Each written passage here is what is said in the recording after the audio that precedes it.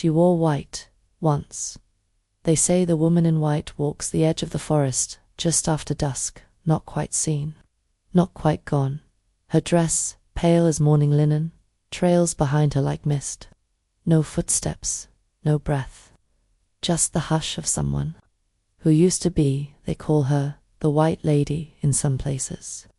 In others, she's nameless, defined only by what she lost. But the story doesn't start there. It begins with a girl. Not a ghost, not a warning. Just a girl who loved too deeply, or trusted too quickly, or defied the wrong man. In some versions, she was a bride, veil still pinned, heart still beating, when betrayal cracked her world open. In others, she was a mother, grief-stricken and wild, died, searching for children she could no longer hold. And when the pain became too much, she stepped into the river, or off the cliff, or into the silence of a locked room.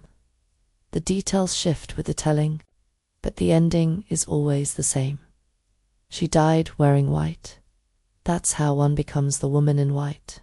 Not by choice, not by curse, but by emotion so powerful it refuses to rest.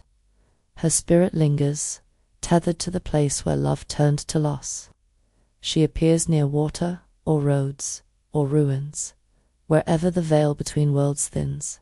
Sometimes she weeps, sometimes she watches, sometimes she warns, and sometimes she waits, because the transformation isn't just about death, it's about memory, about being remembered not for who she was, but for how she was broken.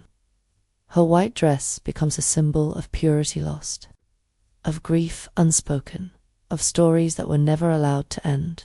So, if you see her, don't run, don't speak, just listen. She wore white once, and she remembers everything.